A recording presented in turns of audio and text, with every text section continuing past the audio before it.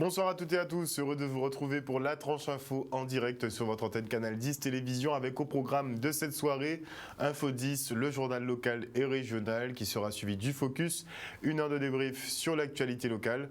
Et ce soir, comme tous les mardis, nous aurons nos jeunes de l'association WeBach. Ils seront en compagnie de lycéens qui ont obtenu leur baccalauréat avec mention et qui font partie d'écoles qui sont plutôt à caractère religieuse. Donc on parlera école et religion à 19h. Ce sera tout de suite après la coupure pub. Mais pour l'instant, place à l'actu.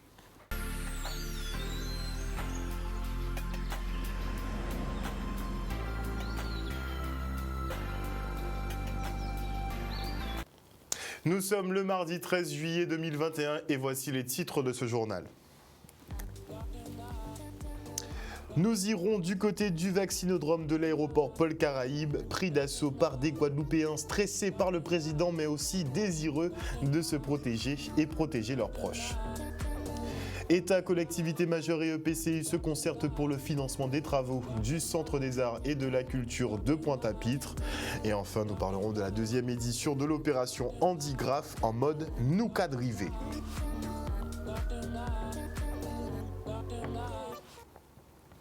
Hier soir, le président Emmanuel Macron intervenait pour inciter de nouveau à la vaccination. Face à la réticence de 60% des Français, le chef de l'État a décidé de contraindre et forcer.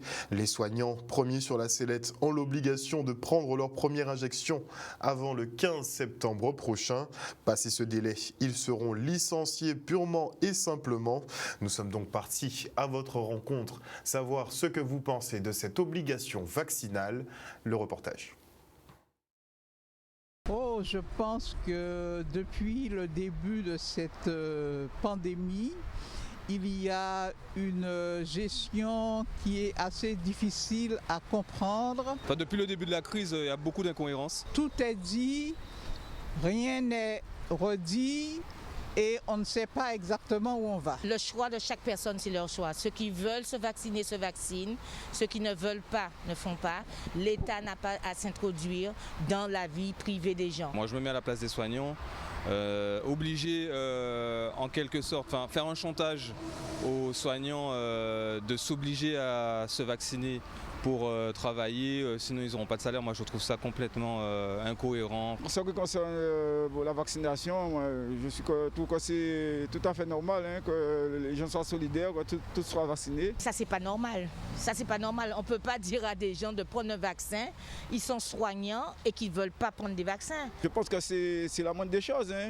Si vous êtes soignant et que vous avez le contact des personnes qui sont fragilisées, bon, forcément il faut les protéger. Tout citoyen doit être libre de choisir s'il veut ou pas se faire vacciner. Moi je pense que c'est une privation de nos libertés, donc je suis contre obliger les gens à prendre le vaccin, donc je pense que chacun est libre de prendre ses responsabilités et voilà, voilà, c'est en tout cas mon opinion. Bien que je pense que la vaccination en soi est une bonne chose, il y a somme toute une grande atteinte à nos libertés depuis le début de cette pandémie. La France, le pays de la liberté, attendez, les droits de l'homme, on ne peut pas venir, une république, c'est plus une monarchie. C'est une obligation cachée et c'est là d'où vient le mal.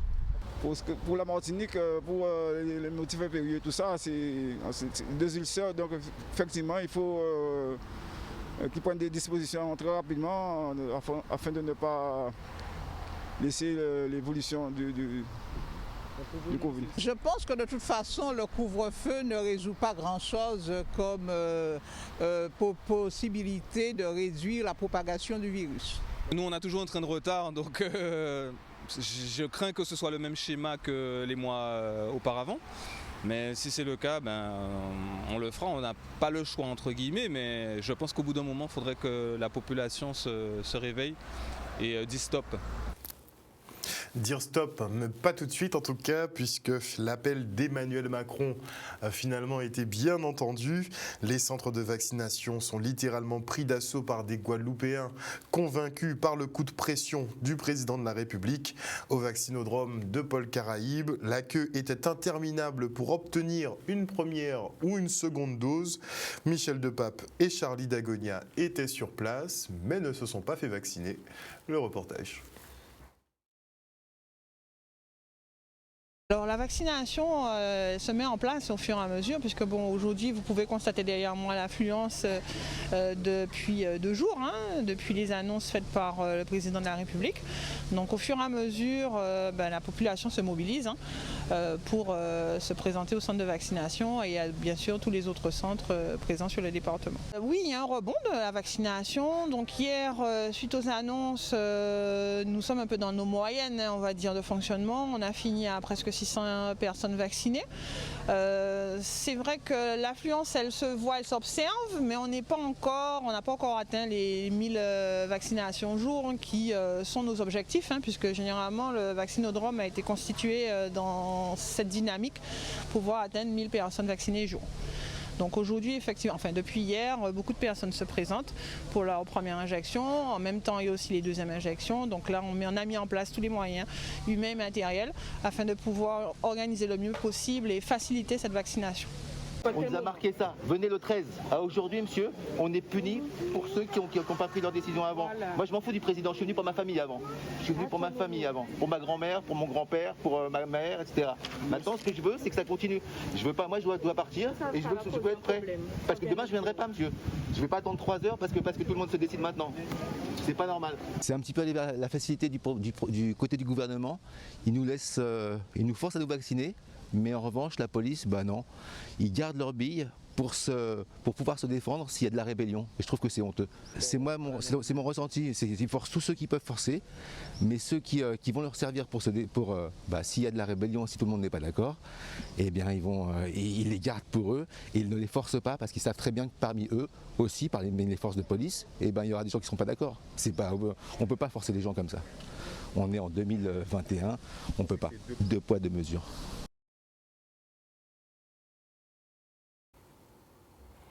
État, région, département, collectivités et EPCI se penchent actuellement sur le financement du Centre des Arts et de la Culture de Pointe-à-Pitre. 18 millions d'euros de travaux sont encore nécessaires pour venir à bout de ce chantier qui a été entamé quand même il y a 12 ans. Chaque partenaire prendra ainsi à charge une partie du financement, mais pour l'instant, rien n'est acté. Si des rencontres ont bien lieu, la validation du projet, ce n'est pas pour tout de suite. Charlie Dagonia. Alors Cap Excellence a souhaité réunir tous les financeurs, tous nos potentiels financeurs sur le projet du Centre des Arts ce matin. Ils ont tous répondu à notre invitation, l'État, la région, le département, évidemment Cap Excellence, et nous leur avons fait une nouvelle proposition. C'est-à-dire que la première proposition, notre premier projet, traînait certes des lourdeurs. Et donc nous avons repensé le projet de façon à inclure à hauteur de 20% chaque partenaire dans le financement de ce projet. Un projet qui revient à 18 millions d'euros et avec une participation de 3 600 000 euros pour chaque partenaire. Ils sont 5 partenaires en comptant bien entendu Cap Excellence et son apport obligatoire de 20%. Ils ont chacun fait part de leur intérêt pour le projet. Bien entendu, nous n'avons pas eu de réponse définitive en nous disant voilà, nous allons participer. Monsieur Bernadotte dit que le conseil régional n'est pas encore bien installé. Donc il a parlé en tant que collaborateur et non pas en tant que directeur de cabinet. Nous attendons. L'État attend aussi que nous leur envoyions l'ensemble des éléments du projet. Et chacun verra en termes d'éligibilité ce qu'il est possible de faire. Mais nous n'avons pas reçu de réponse négative. Donc nous attendons. Aujourd'hui, c'était la première rencontre d'un cycle de conférences. Nous allons, avant la fin du mois de juillet, rencontrer Madame Julan, qui est responsable des fonds européens. Et il faut dire que le projet est en marche. Nous ne désespérons pas. avec la possibilité à terme d'offrir très rapidement aux artistes un lieu de diffusion. C'est ce qui est essentiel parce que nous connaissons la précarité de nos artistes, surtout depuis cette pandémie qui nous pourrit la vie. Alors c'est un peu délicat de donner des dates fermes parce que donner des dates, c'est savoir qu'on peut s'y maintenir. Et là, nous sommes sûrs que nous rencontrons nos partenaires, nous avons des dates de rencontre, mais nous ne pouvons pas dire à telle date fixe, nous aurons le Centre des Arts livré. C'est notre volonté. La volonté du président de Cap Excellence, Éric Jalton, c'est d'offrir en tout cas en premier lieu le lieu de diffusion, l'espace de diffusion. Après le reste en termes de formation, en termes de résidence d'artistes, tout cela peut venir après. Mais nous sommes axés sur le lieu de diffusion du spectacle, c'est-à-dire la grande salle de 1500 places. Focus maintenant sur l'opération Handigraph qui revient pour sa 2e édition. Street artistes et personnes porteuses de handicap forment un duo pour réaliser une œuvre murale. Un défi relevé par pas mal de graffeurs du département. Le reportage. Nous avons commencé en 2019 avec la première édition de Handigraph tout court. C'est une compétition des graffeurs professionnels avec des personnes en situation de handicap. Ils forment des binômes et ensuite on a la compétition qui va gagner, qui a le meilleur graphe. Et toujours vraiment l'aspect c'est intégration des personnes en situation de handicap. Et maintenant nous avons la première édition qui s'appelle Nous Cadrivé. Ça veut dire nous avec notre équipe, on se déplace dans toutes les communes de la Guadeloupe pour montrer à la population les graffeurs professionnels et les structures qui gèrent les personnes en situation de handicap. Ça fait 3 ans que nous sommes sur le projet, donc naturellement, comme notre association est basée à Grand-Camp, nous avons voulu avoir l'honneur d'inviter les autres associations à avoir notre quartier, à le mettre en valeur. Mon rôle sur ce projet, c'est arriver à réunir, on va dire, 2 entités différentes, c'est-à-dire des graffeurs professionnels. Je dis des graffeurs aujourd'hui, mais ça peut être n'importe quel métier en relation avec le street art. Mais je dis graffeur et une personne porteur de handicap. Et arriver à les réunir ensemble sur le même projet, un dessin, et arriver à avoir le résultat final que vous voyez derrière nous. Ils ont travaillé ensemble pendant plusieurs mois, donc ils se sont rencontrés, ils ont échangé ensemble. Donc ça a permis aux 2 parties d'apprendre l'un de l'autre et de s'épanouir, de sortir de la zone d'invisibilité dans la case en tout cas qu'on veut les mettre.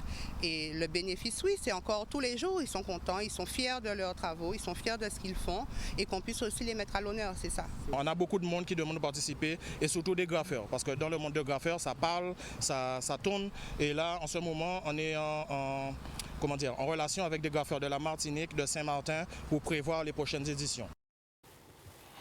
Et on enchaîne avec la présentation des Giga Games, le championnat de e-sport de Guadeloupe. Et cette année, ce ne sont pas moins de 24 nations qui participeront à la compétition. Le reportage. En effet, c'est une première chez nous d'accueillir la conférence de presse de Giga Games. Cette année, Giga Games aura lieu en ligne, mais c'est vrai qu'en 2019, nous avons eu l'occasion de les accueillir dans nos murs, en salle.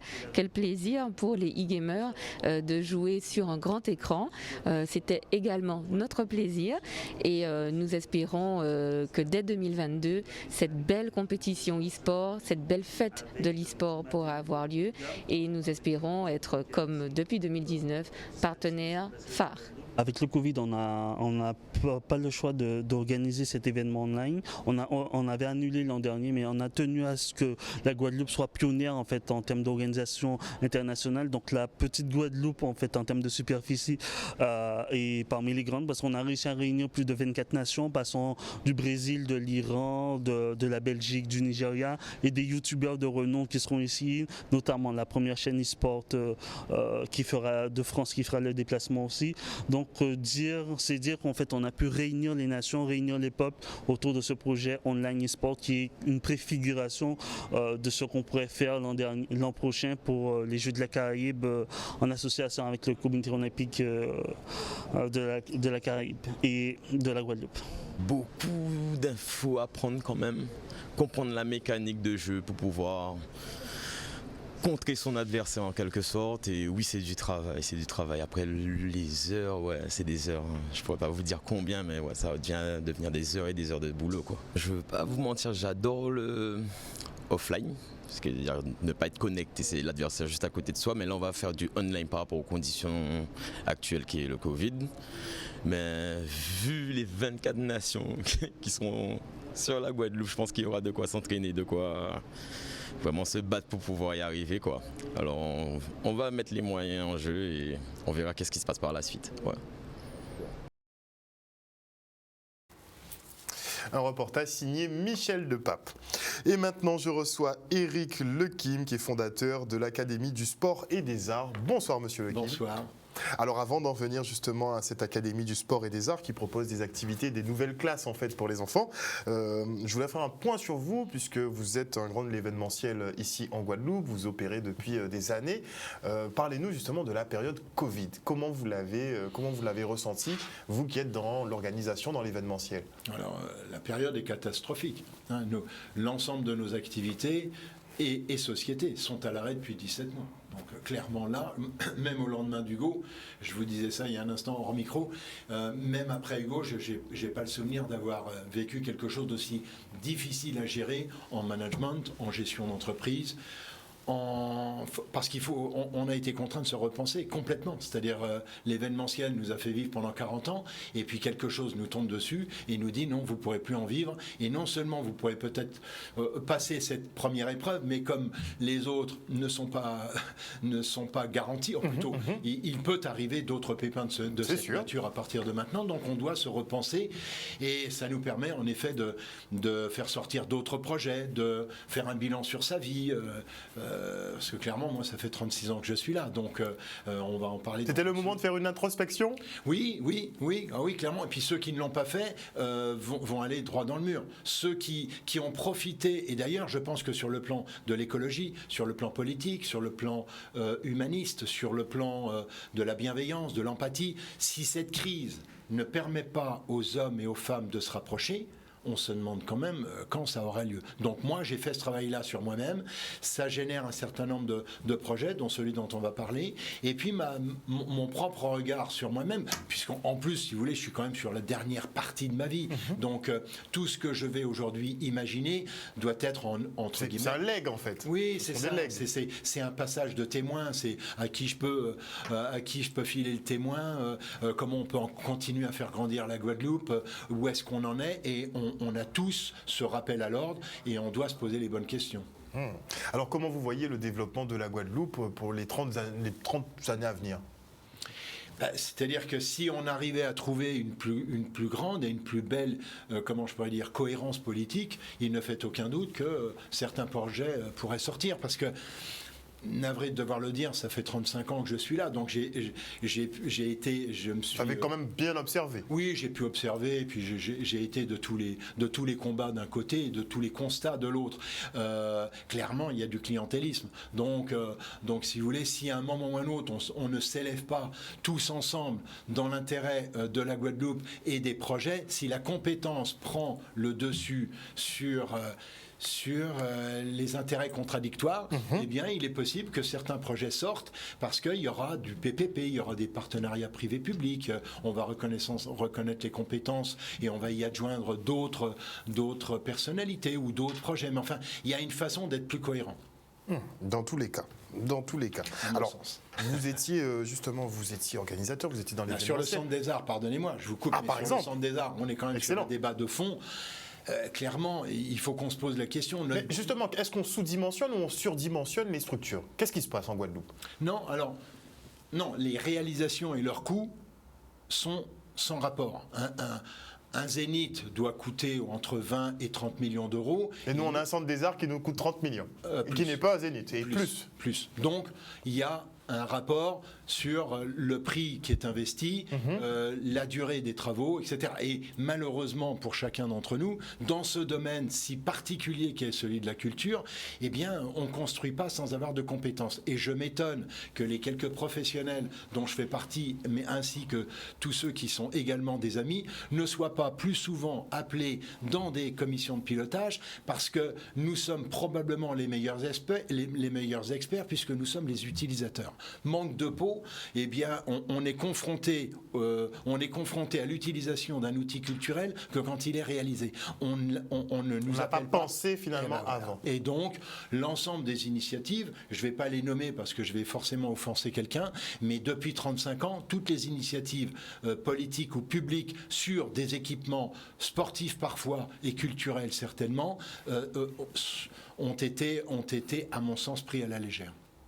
Un peu trop pris à la légère. C'est vrai que 12 ans pour un chantier, je ne pense pas que même des zéniths qui fassent 3 fois cette taille prennent autant de temps. Il y a des complications politiques. Oui, on comprend bien les complications, mais 12 ans pour un chantier quand même, ça fait une livraison assez C'est-à-dire que le tardive. Centre des Arts, c'était l'élément moteur. C'était sur le plan culturel. Mais on l'a laissé mourir. C'était un moteur et on l'a laissé mourir. Clairement.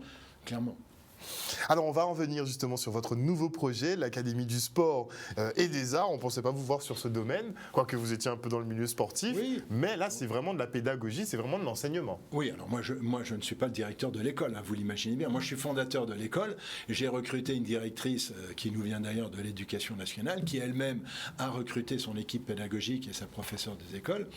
Moi ça faisait partie de mon bilan. En réalité, j'ai la moitié de ma vie qui appartient au sport, en tant que pratiquant d'un côté, mais aussi en tant que on va parler hors micro là aussi, les tours cyclistes, les carry-jet, les TGVT, les championnats de France de surf. Enfin, j'ai à peu près fait tout ce que je pouvais faire et tout ce que mon temps de 20 heures sur 24 me donnait les moyens de faire. Et puis la culture, puisque sur les concerts, on en a fait énormément.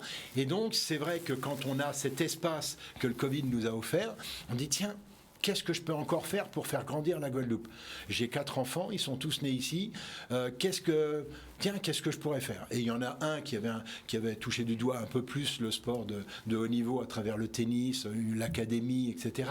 Et j'ai essayé de regarder ce qui collait et ce qui ne collait pas. C'est-à-dire ce manque d'harmonie entre les équipes pédagogiques et les équipes sportives. D'accord. Et donc devenir une caisse de résonance ou du CREPS, parce que le CREPS commence à 4 ans, en 4e, alors que nous, on commence en CE1, allonger ces filières dans cette partie sportive, mais pas seulement, puisqu'on a également la partie artistique. On se dit, tiens, on a des champions ici, mais si on augmente les filières de 4 ou 5 ans, et qu'on arrive à régler ce qui reste un nœud, c'est-à-dire le 6e et la 5e, parce que j'ai pas encore trouvé la solution pour savoir qui va récupérer nos CM2 avant de les remettre au conservatoire d'un côté quand il y en aura un, et comment je pourrais dire, et au CREPS. Donc il faut que je règle encore ce petit problème pour la transition de la 6e et 5e. Mais si tel est le cas, là, ils ont du souci à se faire en métropole, parce que la filière qui n'existe pas là-bas dès le CE1 va être tellement allongée dans cette bienveillance, cette éducation, cette rigueur, cette discipline, etc., que oui, là, on va donner de bons résultats. Oui. Alors, est-ce qu'il y a des partenariats avec d'autres établissements pour former en fait, les élèves ont cours le matin de 8h à midi à l'académie qui sera installée à Pointe-à-Pitre tous les jours, même le mercredi. Ils déjeunent dans l'espace restauration et puis ensuite ils sautent dans les navettes et puis ils vont ou au golf à Saint-François ou au tennis à Dugazon ou au judo à MJC ou à l'équitation à Bémao chez les Cavaliers Saint-Georges, où ils vont à la natation au Crêpes avec le Chart Club, où ils iront à l'athlétisme à Sainte-Anne, et il doit encore m'en manquer un parce que j'en oublie toujours un. L'escrime à la Croix. Voilà. Et s'ils font de la danse, ils iront chez Diane Bimon. Et s'ils font guitare, piano, danse, théâtre et chant, eh bien, ils resteront pas dans nos locaux, parce que moi, j'ai pris la deuxième partie des locaux de Arpège à Pointe-à-Pitre. Ils avaient une première partie, puis ils ont récupéré un deuxième espace qu'ils mettent à la disposition de l'Académie du sport et des arts. Et donc, ils n'auront plus qu'à retourner au piano ou à la guitare ou au chant juste à côté. Et donc, vous assurez les navettes, les déplacements pour les enfants. Alors, nous, on assure la restauration qui est faite par un traiteur qui fait ses menus avec l'accompagnement d'un nutritionniste. Ensuite, l'accompagnement médical, on en parle en fin de semaine au CREPS, parce que je souhaite que l'accompagnement et le suivi médical soit fait par le CREPS. Voilà, on a essayé, si vous voulez, de créer Alors, les enfants ne pourront faire que 2 activités. C'est-à-dire qu'ils peuvent choisir ou 2 artistiques, ou 2 sportives, ou une sportive et une artistique. Mais la directrice de l'école m'a indiqué, mais on doit pouvoir, pendant le premier trimestre de la rentrée, on doit pouvoir mettre les enfants en contact de toutes les autres activités au cas où un de nos bouts de chou se serait trompé de filière. Ou le papa, parce qu'il a envie de faire à son enfant ce qu'il n'avait pas fait quand il avait le même âge. Et donc pour ce faire, même si un enfant est inscrit par exemple en tennis et piano, eh bien il ira à l'escrime, au golf, à l'équitation, au chant, etc. Parce qu'il est possible qu'il rentre et qu'il dise « Papa, c'est ça que je veux faire ». Clairement. Mais comme plus on commence jeune, plus ils ont le choix justement, et plus ils peuvent mieux s'orienter. Tous les grands psychologues pour enfants nous disent de toute façon les enfants entre 6 et 10 ans sont des réceptacles à information. Nous, ce qu'il faut, c'est qu'on alimente. On va faire venir un professeur d'échecs, il y a de l'anglais et l'espagnol en initiation, et puis il y a un cadre qui est quand même rigoureux, c'est-à-dire bienveillance et empathie, mais la tenue des classes, tous les enfants ont un PC, la cantine, c'est pas une cantine, c'est un espace restauration avec des tables en rond, des nappes, parce qu'il y a une façon de se tenir. Le gros mot est formellement interdit dans le cadre de l'école. On va faire venir des intervenants extérieurs sur la citoyenneté, sur le savoir-vivre ensemble. Donc il y a un cadre. Et fixer ce cadre, c'est l'important. Voilà, et nous, alors ça n'est possible que si on a très peu d'élèves. Or, on va démarrer avec moins de 10 élèves par classe qui sont en double niveau, donc on peut vraiment s'occuper d'eux et de tous les cas particuliers. Est-ce que le CP s'est bien passé? Est-ce que ceci? Est-ce que cela? Mais même quand on aura pris le rythme de croisière, en fait, l'école ne peut pas accueillir plus de 16 élèves par classe. On bloque les inscriptions à partir de 16 élèves par classe. On veut pouvoir s'occuper, enfin moi je n'y serai pas, mais la directrice d'école et son équipe doivent pouvoir s'occuper des enfants et aller chercher ce qui va pas, pourquoi ils s'expriment bien à l'école et moins bien par exemple sur une activité sportive ou l'inverse. Et plus donc d'attention sur les enfants. C'est primordial, il faut que ça soit fluide. Et d'ailleurs, c'est la raison pour laquelle on va faire signer un règlement intérieur. Donc après 18h, il ne peut pas y avoir de devoirs à la maison après 18h. À 18h01 sont les câlins jusqu'à 19h. À 19h, la douche, dîner, dodo. 10 heures de sommeil. Les cours vont être donnés ou les devoirs à l'école avec l'institutrice, puisque c'est elle qui fera le rattrapage des cours le soir entre 16h15 et 18h après les activités dites sportives. Donc on a mis un cadre qui permet d'accompagner l'enfant. C'est ça, en fait, c'est l'accompagner comme des compagnons et que ça soit fluide. Merci beaucoup Monsieur Lequim pour cette présentation justement de cette Académie du sport et des arts. Et ça se passe où pour les inscriptions? En ligne sur www.asa-guadeloupe.com. Merci infiniment de votre accueil. Donc ASA, Académie du sport et des arts, ASA, très facilement trouvable sur Internet. Vous êtes aussi sur les réseaux, vous êtes sur Facebook et Instagram. Et donc vous proposez donc cette offre sport qui couple pédagogie et sport dès le plus jeune âge pour préparer à nos futurs champions et artistes depuis tout petit. Merci beaucoup en tout cas, Monsieur Lequim. Et on se fait un petit plaisir givré avant de se quitter en découvrant les glaces roulées du Karukanrol à Pointe-à-Pitre. C'est particulier parce que ça vient déjà de Thaïlande, voilà, ça vient de loin. C'est des glaces artisanales qui sont faites sur une plaque froide à base de fruits frais. Avec du lait, de la crème, je mélange tout sur cette plaque et ça fait de la glace. C'est assez innovant, on n'est pas beaucoup à faire ça en Guadeloupe, donc voilà, on essaye de faire connaître ça. C'est quand je suis allée en Thaïlande, j'ai vu ça là-bas et je me suis dit il faut que je ramène ça du coup en Guadeloupe. J'ai commencé d'abord sur les plages à Sainte-Anne. Voilà, j'ai commencé là-bas et puis après j'ai eu l'idée d'ouvrir mon propre commerce, de prendre un local pour faire ça. Donc voilà, j'ai décidé d'ouvrir à Pointe-à-Pitre en face du collège et du lycée. J'essaye de proposer un large choix en topping, en choix de glace pour que tout le monde s'y retrouve. Les glaces c'est la spécialité mais il n'y a pas vraiment de formule, on crée sa glace en fait, on rajoute ce qu'on veut dessus, des fruits, des biscuits, du chocolat, il y en a vraiment pour tout le monde.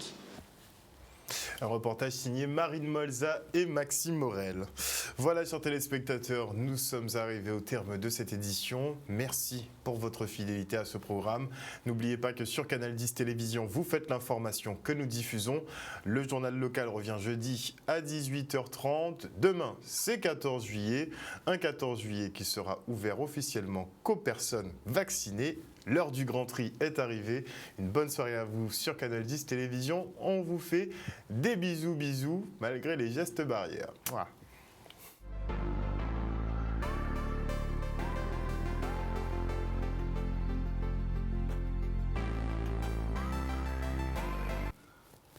À venir dans la tranche info sur Canal 10, le Focus. Et ce soir, on parlera école et religion avec des baccalauréats prestigieux et nos jeunes de l'association Wibage. Ce sera tout de suite après la coupure pub. Et avant cela, je dis bonsoir à Jimmy Kamagouva Aliar. Bonsoir à Teddy Bamberg, à Maggie Delaney. Bisous Maggie. Bonsoir à Marie-Hélène Borès. Bonsoir à Mieli Pop. Bonsoir à Marcelin Comment. Bonsoir à Patrice Mathurin. Félicité. Bonsoir au général Franck Abar. Bonsoir à Madly Congrès, à Dimitri Gobardan. Bonsoir à qui d'autre, Bonsoir. Oui, c'est vrai que c'est une bonne initiative. Et oui, on félicite aussi. Bon, on va pas dire. Bonsoir à Matt Trinity. On se retrouve après la coupure pub.